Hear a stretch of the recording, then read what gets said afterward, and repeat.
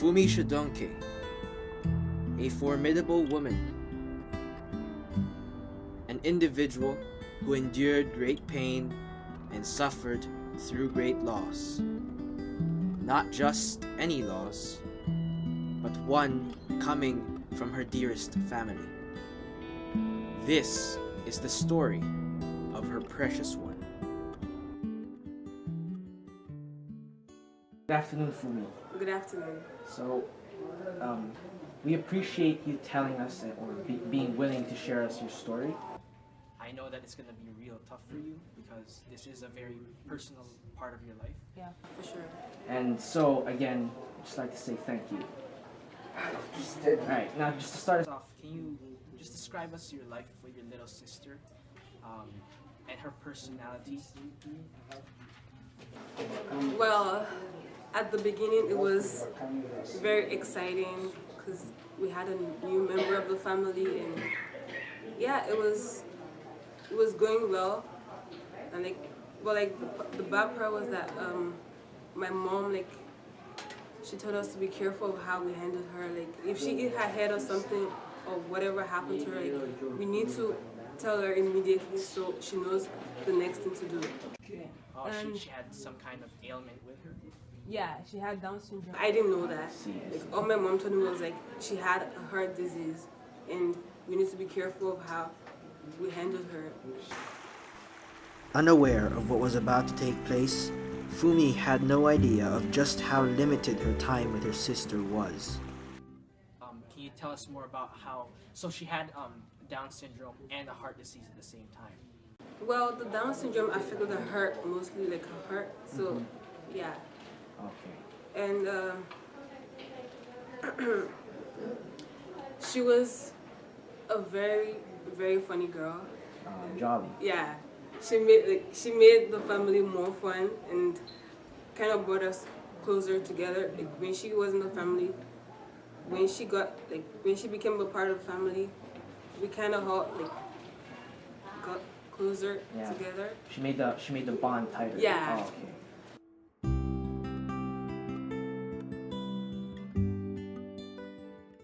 I see. And yeah, she was very funny to watch, and yeah. All right. Now, getting a little more deep with the question. How did you feel when you first heard of the news that she did unfortunately pass away? Well, I remember the day my mom came back because they had to travel out. They had to travel to India for the operation, so she died during an operation and due to cardiac arrest. So I remember I saw my mom coming back because they didn't tell us what happened. And I was waiting to see my little sister, right? And then I just saw my mom coming without my sister. It was just with her suitcase. So I was very curious, what happened, right? And then my dad told us the sad news, and well.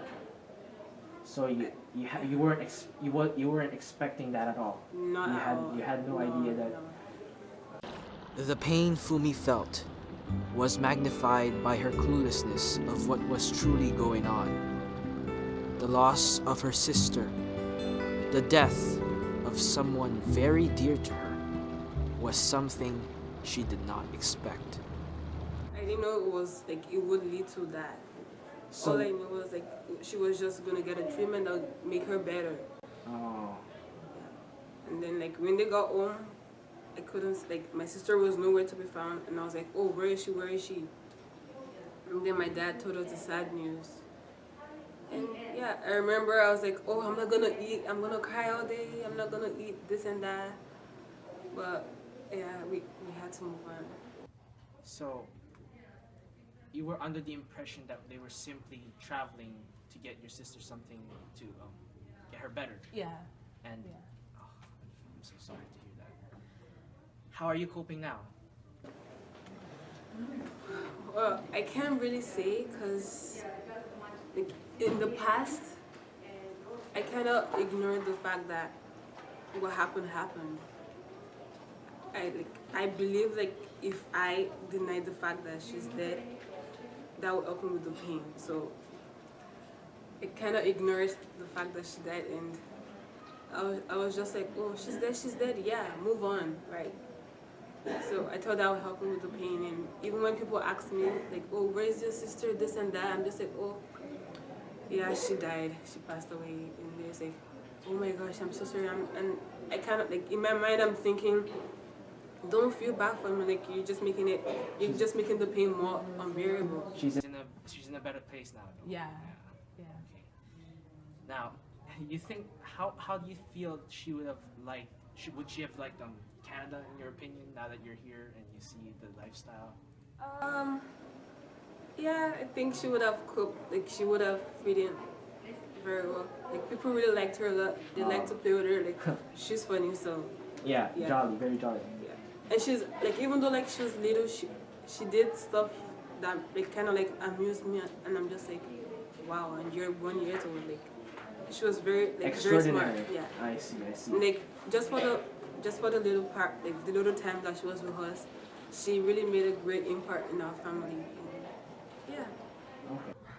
So, do you want what do you want others to learn from this very, very sad and tragic experience that you've undergone?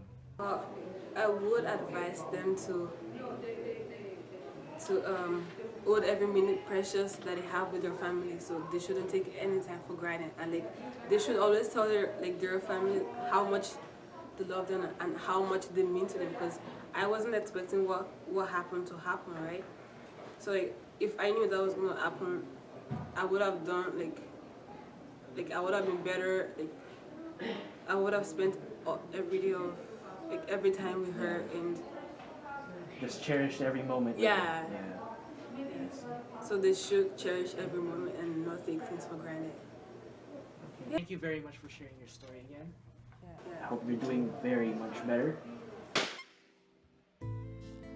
Despite this horrible event that Funmi had to face from her past, today she continues to live her life as a happy and strong woman, a person full of joy and determination.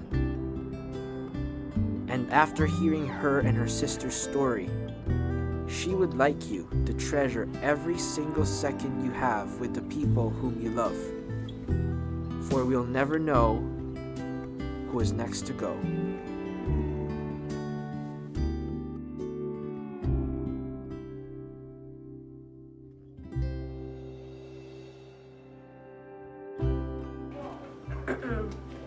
Like, we're very careful as to how. Who are you? I'm the king of the world! Oh, I got one. Guys, we're in the middle of recording our documentary and there's a fire. Miss Sosniak, this is not our fault. Look, this is not our fault. Can I zoom in? There, you see that? We're risking our lives for documentary. It's all, yeah, they're ready. Where are they? I can see that they're planning. Ambulances. I feel like there's someone in there. I think it was intentional. Do you think they burnt someone? I think it was intentional. I hope not. Let's continue on our quest to have the best documentary. Bye, guys.